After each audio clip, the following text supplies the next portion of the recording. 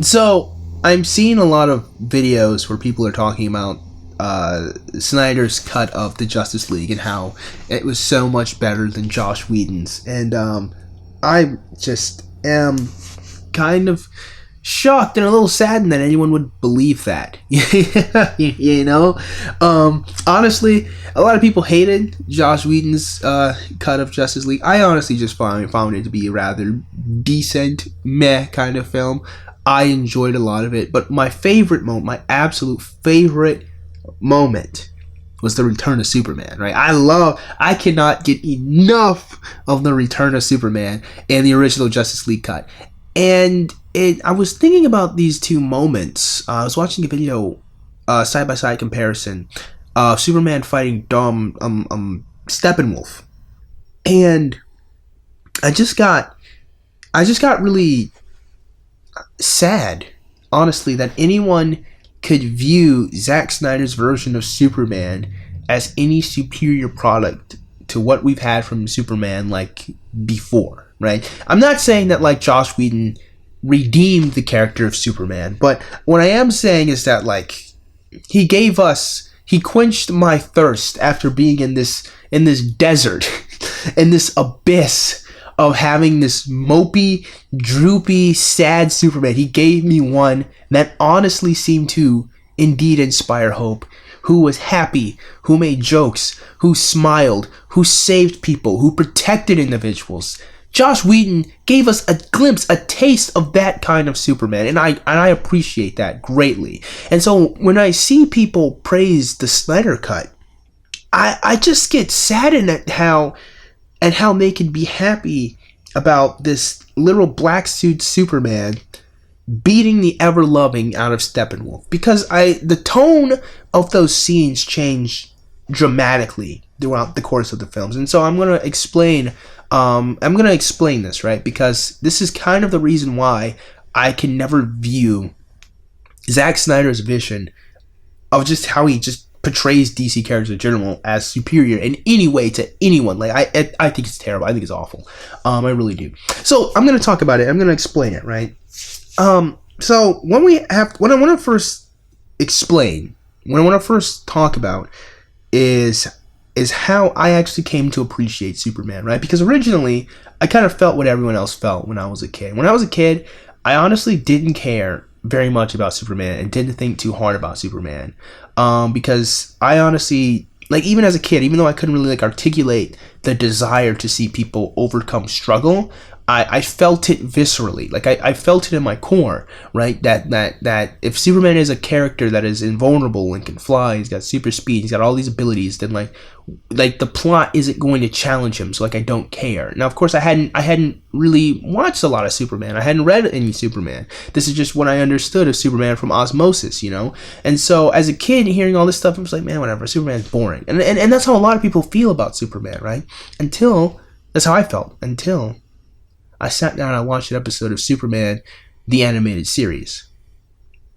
And I fell in love. I watched that show like a fiend afterwards because it showed me just how wrong I was about Superman. Superman is definitely a character who actually, turns out, is challenged by some pretty strong people. Superman actually isn't as invulnerable as one might think. Superman actually, and especially in that show, Superman struggles physically a lot. But more importantly than Superman struggles physically a lot of what Superman is doing, and I think Max Landis kind of puts his best, is he's saving people from themselves. Superman, being the strong moral center who can't be corrupted or dissuaded by evil, you know, puts a mirror to everyone else to try to aspire and be what Superman is. And while you can't physically have all the powers of Superman, you can see what Superman is as a Boy Scout, as a good person, and try to model that and emulate that. You know, it's Superman's incredible goodness versus people's evil. And again, it's not, the struggle of Superman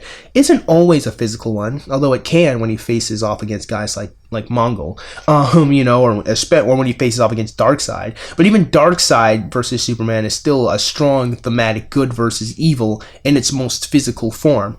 You know, even though that does happen with Superman and he can go through battles and fights like that, the emotional core of who Superman is being the ultimate good, the ultimate beacon of being a good person that all superheroes really branch out of. You know, Superman being one of the first superheroes, every other superhero takes after Superman in some way, you know. So looking at Superman and kind of appreciating what his character represents, kind of seeing Zack Snyder kind of take a diarrhea dump on him just really kind of broke me in a lot of different ways. Because while you have Man of Steel Superman saving people sometimes, like he saved the guys from the oil tanker, like at the beginning of the movie, he saved the guy falling from a helicopter.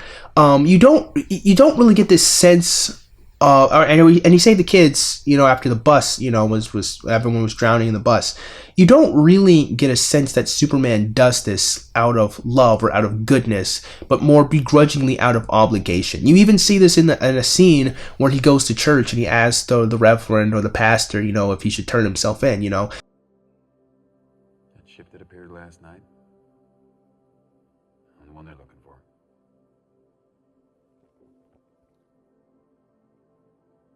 Do you know why they want you?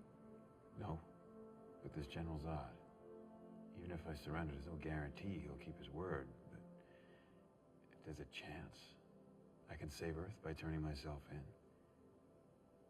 shouldn't I take it? What does your gut tell you? Zod can't be trusted. The problem is, I'm not sure the people of Earth can be either.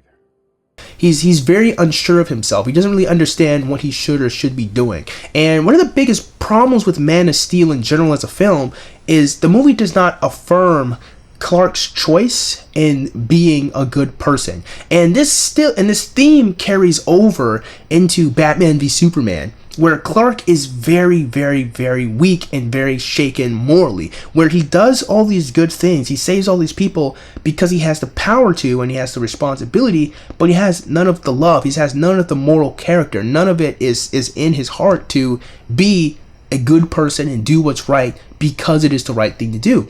All this time, I've been living my life the way my father saw it. Righting wrongs for a ghost.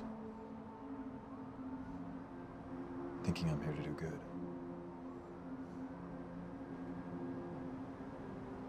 Superman was never real. Just the dream of a farmer from Kansas. Because, again, Max Landis kind of puts this best, you know. I'll just let Max Landis say it. It's more that no one gets what's special about Superman in a pop way. What's special about Superman is that his parents didn't fucking die. He's not a selfish post-traumatic sissy who needed to have his parents shot to death in front of him to understand that maybe you should help people and that crime is wrong and murder is bad. His Uncle Ben didn't need to be killed basically at his own hand to drive the point home that if you have superpowers, you should use them to help people. He didn't get stranded on a desert island. He didn't have a ring forced upon him that brought him into an intergalactic police force. He wasn't raised by Amazons. He didn't go up on a ship and get irradiated. He's just a guy from Kansas who has the best superpowers. He's unstoppable. And instead of absolute power corrupting absolutely, absolute power has absolved him from fear and greed and hate and all of the weaknesses that stem from human insecurity. So, again, that perfectly encapsulates, I mean, he was being a little rough with Spider-Man, but the point is, Clark is just a human. He's just a person that has lots of power. And what he decides to do with that power is protect people and help people, and then ultimately try to save people from themselves and get them on the straight and narrow and get them to do the right thing. That's what makes Superman. It's not all the powers, it's the Clark in him. It's just some guy who wants to do the right thing because it is the right thing to do. Zack Snyder's version of Superman is someone who is incredibly... I'm gonna say he's pretty weak-willed. You know, there was a moment in Batman v Superman when the bomb goes off in the courthouse. First of all, the mere fact that he even appeared in court to be placed under the jurisdiction of a U.S. government that cannot possibly hope to contain him, you know what I mean, just shows his level of capitulation.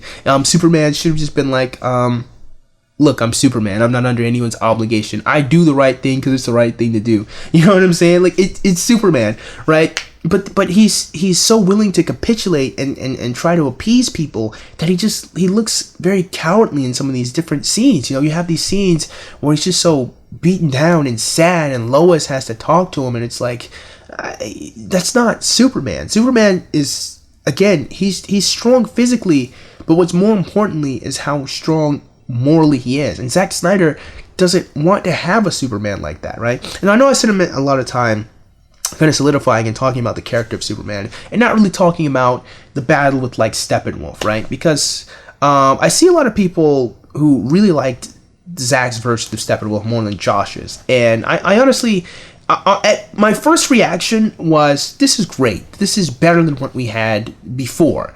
You know, we get to understand that Steppenwolf is some disgraced general. I'm assuming he's a general. He is over an army or something. He's been disgraced somehow, and he has to make a penance. He's got to collect 50,000 more worlds, I think, for Darkseid, which is a little absurd, but whatever. So he is very sniveling.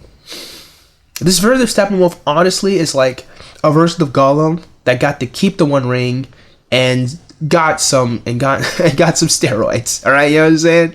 He got to keep the dark power, but he's still this weak, sniveling creature, you know, who bestows himself to Darkseid all the time.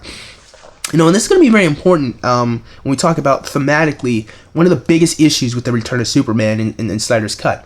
So this version of Steppenwolf is a guy who's trying to make his way back home, and a lot of people like this complexity that was added onto Steppenwolf, whereas Josh's version of Steppenwolf was just this war crazy guy who just liked fighting and conquering worlds because that's just what he did. He just did it because he just liked doing it. He was just irrevocably evil. He liked beating people's ass. He liked taking planets, and Earth was just on the list. Versus with Zack Snyder's version of Steppenwolf, Earth actually has like a lot of significance. Not only was it the world that fought Darkseid back, that defeated Darkseid somehow. We're not going to talk about how they bodied Darkseid. We're just going to put that off somewhere. That's a nerd rant for another time. But Earth has so much more significance now because it also has the anti-life equation baked into its surface somehow. I don't know why, but it does. Honestly, the plot is incredibly... I could rant about this plot. As in, how in heaven's name did Darkseid forget the one place where the anti-life equation was, right? He's been searching for his entire life, number one. But number two, how did Darkseid just like not go back to Earth after he recovered to go get vengeance? Like, he just got his ass whooped and just was like, oh, well, I'm done. Sorry, I forgot. Whatever. We're not here to talk about the plot. We're here to talk about characters and themes. So Earth has so much significance here, right? Whereas with Steppenwolf from Josh's cut, Earth was just a stepping stone. It was just some place. He's just like, meh, whatever. I'm gonna take it out. It's here. It got the mother boxes are here too. Wait a minute, I got my ass kicked here. You know what? Screw Earth. I'm coming back and I'm taking it over. That makes, you know, again, he's just some conqueror. He's just some evil guy. There's no real complexity to him, and that's okay. That's okay. I really do think that sometimes we just need villains who are just evil and bad for the sake of being bad. Not every villain has to have a complex, deep, sad storyline, because honestly, Steppenwolf's backstory does play into thematically why there's a huge problem with Superman's portrayal in Zack Snyder's Justice League. Like a really big one, right?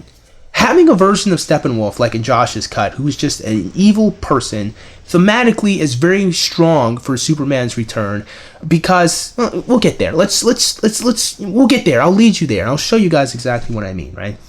So Steppenwolf in Josh's cut is just a big hulking bad guy. In fact, he's so hilariously evil. There are even scenes like this one that I think just really, you know, captures what he is. Scent is on you. We have families. Why does everyone keep telling me that? You know, he's a guy that's just so evil that like the idea that people have families, he's like I don't care, like what does that have to do with anything? He takes so much joy and pleasure in just wrecking people's stuff. You know, there's a scene where they shoot a missile at him, he grabs it, he's like, oh, this thing, yeah, well, have it back. Like he's so confident, he's so sure of himself that he is just this destroyer of worlds. But then you have Zack Snyder's Steppenwolf, who is equally insecure as Superman is. They're kind of similar there. Not exactly, but again, you have someone who is weak-willed, who's doing this not really of his own volition, but because he wants to return home. Now again, a lot of people, I saw lots of comments on YouTube, people really like this complexity, and honestly, like I said, I don't think every villain needs to be super complex. I think sometimes we need a force of nature thematically to kind of represent, or to represent a huge foil, which, by the way, a foil character in like medium or fictional medium is a character that's oftentimes the opposite of our main character or another character that highlights these different traits and aspects that they have in comparison to lack thereof, or the opposite traits that the foil has. So sometimes I think in Joss's cut of the Justice League, Steppenwolf being that irrevocably evil creature really does highlight the goodness that is Superman, and I'm going to explain, right? Because when you have Steppenwolf be so sad and sympathetic, the audience begins, like I said, to empathize with him, to care about him, to see his plight, to understand him. And I honestly don't feel like every villain needs that benefit of the doubt. I feel like if you want villains, if you want to deep dive into villain trauma, and you want to deep dive into seeing bad guys and understanding why they do bad things, go watch The Vampire Diaries. Seriously, straight up, go watch The Vampire Diaries. You've got Damon Salvatore, you've got Klaus Michelson, you've got Malachi, you've got a whole host of bad guys that you can psychoanalyze, and to all the live long day. But Steppenwolf, especially in this medium, should not be one of those morally gray, complex characters where you have to think and empathize and understand, oh, this might be bad, but what he really wants is to go home. He shouldn't be that way, because when he is finally challenged by Superman, you don't get a triumphant return. And so this is where it all comes together, right? This is where it all comes together. And I want you guys to understand just how different of a tone and just how awful this really is for Superman's portrayal. When you have Superman come back in Zack Snyder's version, you don't have a beacon of hope. You have a cocky dude who's beating down a weak, sniveling creature. And while it's true that Steppenwolf's plan is going to destroy the world, right? While it's true that this Steppenwolf really isn't a good person, the Clark that comes back is also not really a good person. He's not someone who came back to protect the world because he loved it and there's goodness in his heart. He's doing it again out of obligation. He's doing it because that's something he's supposed to do rather than something he wants to do. It's something that he's, honestly, a lot of what he was doing throughout the course of the series of movies, he does begrudgingly. He does it because, well, I've got the power, so I may as well. Rather than it is someone who is a beacon of goodness and moral structure coming in to stop someone evil. Contrast that with his return against Steppenwolf in the Jossverse, right? If we compare and contrast, when Superman comes back to stop Steppenwolf, right, from attacking Cyborg in Snyder's Cut, right, he gets clacked on his shoulder and he goes, not impressed. Not impressed.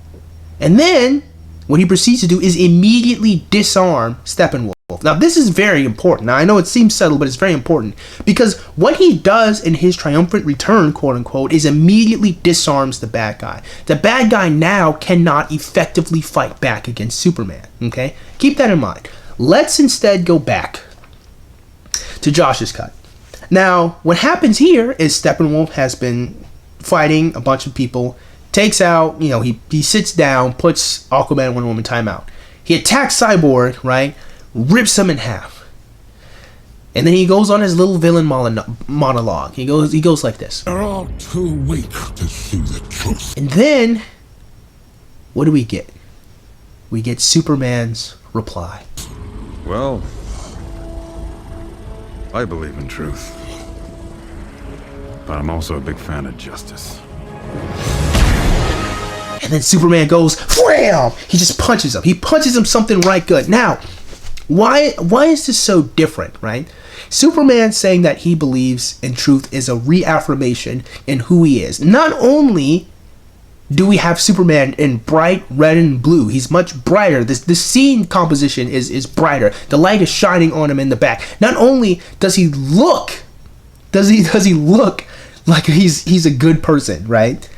Not only is it brighter, but what he says, again, is a reaffirmation in his morality and his code and who he is as a person.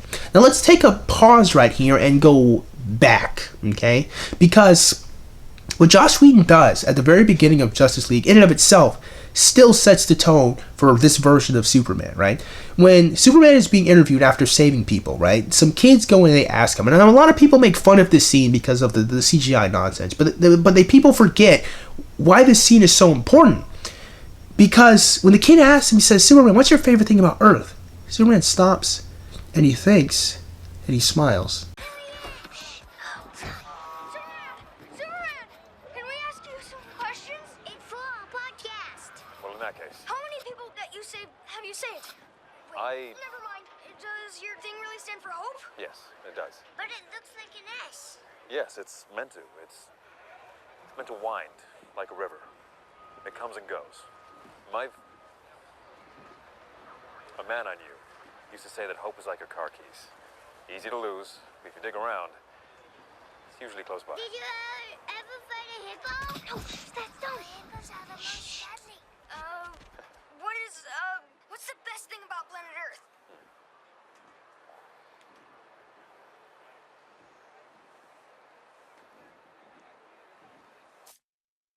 People think that, oh, obviously his favorite thing about Earth is Lois. He gets to be with Lois. Maybe it is. Or maybe his favorite thing about Earth is the people. Now, of course, it's left ambiguous because he doesn't answer. But the important part of the scene is you see a man who is willing to just talk to kids, right? He's not above them. You know, he's willing to just stop and just have a conversation with these little kids and indulge them, right? Just some guy he's just some guy. He doesn't feel that he's elevated, he's better than anyone. He'll just stop and do a little phone interview. It doesn't matter. It's like, whatever, yeah, cool. But more than that, you see that this is a man that loves. And I know that sounds like some gay shit, but seriously, you have Superman is just a man. He has favorite things. He talks to people. He's personable. You can just walk up and go talk to him. Hey, Superman, how you doing? Right? Superman's not above anyone. Despite all the powers that he has, Clark Kent does not feel like he's some god on high. He feels like he's just a man doing the right thing. He loves. He has favorite things. People matter to him. The world matters to him. So when he goes and he fights Steppenwolf, when he says, I believe in truth, but I also believe in justice, he believes in doing the right thing for its own sake. So that's why when you have Superman from Zack's version, just get clapped and go, not impressed. You see someone who's cocky. You see someone who's arrogant. Obviously so, because he has so much power. But the Superman in Josh's cut saves Cyborg. He saves someone. And then what he proceeds to do from that moment on is he just goes back and forth and just saves people. He crams Steppenwolf, right? Knocks him down. Aquaman and Wonder Woman start fighting him again, right? He goes to Batman and they have a little chat. But then immediately he goes, wait a minute, I gotta go save people. I don't. Not.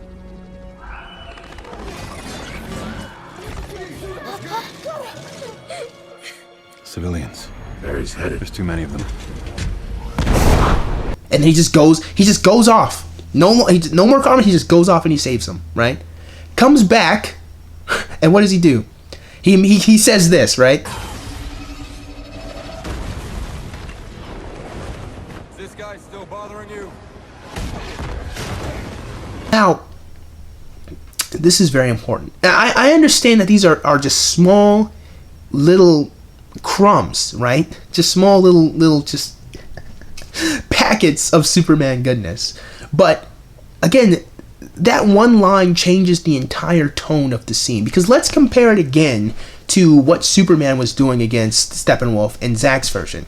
In Zack's version, Superman is absolutely wrecking Steppenwolf. He's just beating him down, right? There's no competition, right? There's no contest. He just cleans him out something right friggin' good because he's Superman, right? He's just got all this power, okay? And that's all that Zack Snyder seems to be concerned about, right? Because now Superman is bullying this unarmed, sniveling, weak creature. That is the tone of the scene. Superman is bullying Steppenwolf. Your main hero should never look like he's bullying someone so much weaker and inferior to him. Because again, you're not having a reaffirmation of goodness defeating evil.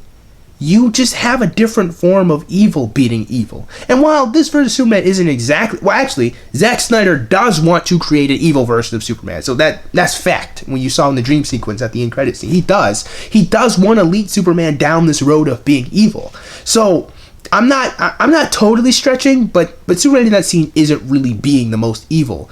But the point is, you don't have a reaffirmation of morality and goodness in that Superman as much as you have one big strong guy being another big strong guy because he can, really. And that's what a lot of what Superman is coded as from Zack Snyder. He's just doing this stuff because he can, because he has to, rather than he's beating these people to protect other individuals. Because again, when Superman comes back to finish off Steppenwolf from saving people, that's it. He says, Is this guy still bothering you?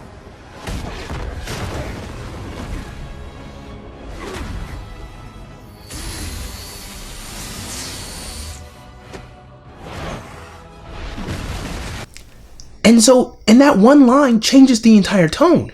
Because now, he sounds like some guy protecting people from the bully, not the bully himself. He is protecting, he's finishing off this bad guy who's been messing with his friends this whole time after he just went and saved some people. And even though it's one little line, the version of Superman that beats down this Steppenwolf does so to protect people rather than the version of Superman from Zack Snyder does so because he's obligated to, because he's got all this power. And that is wholly the difference between what we have from Josh and what we get from Zack Snyder. Let's take a step back and look at Joss Whedon's Justice League. The following scene after Superman has his little interview with the kids is a world that is sad over the loss of Superman. Now, let's be honest. Did Batman v Superman really do a great job of kind of like highlighting and showing how much the world loved Superman and needed it? Not really. A huge portion of that was based on the cynicism of Batman and Lex Luthor trying to take down Superman because they're terrified of him. So honestly, if people are like, the tones are incongruent with each other from movie to movie, they would be well within their right to make that criticism because that's 100% true. But honestly, I think Zack Snyder's vision is dog crap because of what I just laid over the main bulk of this video, right? The reason why I feel like that scene is very important is, again, it's trying to show us that that what Superman, again, represented, even in that world, or what he should have at least, rather, is, again, the aspect of being the best you can be. That is Superman's moral structure and his theme in being the hero that he is and being the man of tomorrow. You know, and so Superman is a man who does the right thing for its own sake, not because he has trauma, not out of vengeance, not out of obligation, but because he knows, just being raised as just some farm boy in Kansas, that when you can do good things for people, you do it. And you don't need a reward, you don't need praise, you don't need people to like you, you just do it because it's the right thing to do. And that Superman is reinforced. That Superman is reinvigorated in Josh's cut. While it's very, very small and you don't really get a lot of it, again, it's like a gulp of water after being out in a desert, about just being out just in the Antarctic, just somewhere off of just barren land, and you just get just a little taste of water. That's what that was, because again, Zack Snyder's Superman is not a man who is confident off of doing the right thing. He's a man confident off of knowing he's got so much power. So again, going back to the scene where we see Superman immediately disarm Steppenwolf, The tone has been set, right? Because, and I know it seems a little silly, I know it seems a little strange, right? But if we still do some more comparing and contrasting, Steppenwolf's defeat in the original Justice League comes as a combo unit from all the Justice League members, like, coming together.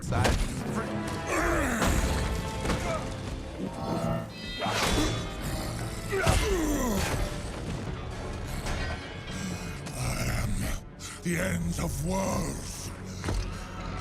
Who are you to defy? This world is my right.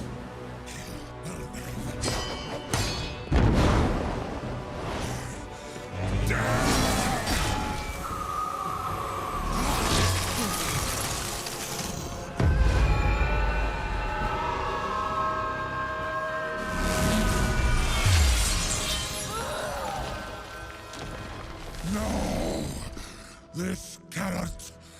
Right? Rather than Superman and Zack's first throwing Steppenwolf back in the portal and then having Wonder Woman chop his head off, which honestly she probably really isn't good for her character, but I digress.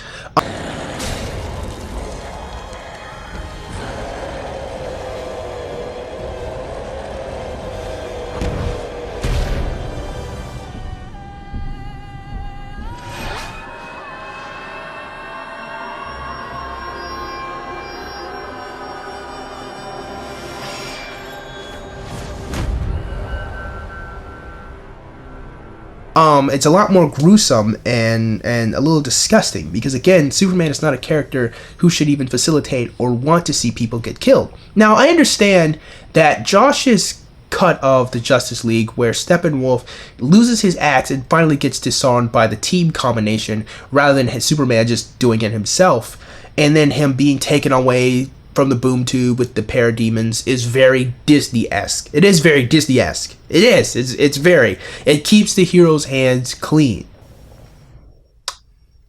And it should. It should. Because these heroes are supposed to be the good guys. They're not supposed to be judge, jury, executioner. They're not supposed to be killing people and taking their lives. They're supposed to represent the goodness, the moral structure and framework in the world. So having Steppenwolf get taken out by his own parademons, and that's kind of left ambiguous anyway. I mean, who knows? Maybe he fought them back when he got back to Apocalypse. I don't know. But having it be left ambiguous and out of the hands of the heroes shows that they did everything that they should have done. They did everything that they were supposed to do. They protected the world. They disarmed the bad guy. He couldn't fight back, and now he left. But Superman thematically disarming the bad guy. And I know it seems really small, and a lot of people don't think about it. They don't catch it because they're caught on the spectacle. But having him be defenseless at this moment, losing his greatest weapon, and then getting beaten, and then having his horn chopped off and Superman's laser just dismembering him, makes Superman look gruesome. It makes him look like a bully out for vengeance, rather than a protector serving justice from another bully who's trying to take on a world that was too small for him. You have to understand that the moment you make Steppenwolf sympathetic, the moment you make him weak and sniveling, he's no longer an imposing threat. Not really. Now, physically, yeah, most people wouldn't be able to fight Steppenwolf 1v1, obviously. But when you compare it to who Superman was, how Zack Synder just coded just this awesomely powerful creature, who honestly is a little too strong, I'll be honest with you guys, at least in comparison to Steppenwolf. When you code him like this, again, the overwhelming eclipse of strength is not dispensed from Superman being morally righteous. It's dispensed out of obligation, and it looks kind of like revenge. It looks like he's bullying. It looks like he's abusing his power rather than using it righteously to keep his friends safe, or to keep the world safe, to keep the planet safe. Because again, Josh's cut has a Superman who is just doing that, going around back to back to back, protecting people. That's what he's doing, helping people. He helps he helps Cyborg pull the mother boxes apart, which he does in the Snyder cut, but again, it's not, again, the themes and the reasons why he's doing it is more out of obligation rather than he knows this is the right thing to do and he's doing it because he's supposed to, right? And so this video was really long, and I know it's not something I normally talk about on my channel. I'm pretty sure a lot of people aren't going to watch this video. But if you did watch this video, I want to say thank you. Like, I really want to say thank you very much for stopping by and watching me talk about this stuff, because I honestly feel that that having characters like Superman is really important in our society, even to today, even right now, because it seems like a lot of stories are leaning towards having these morally ambiguous and kind of bad anti-hero characters and elevating them up.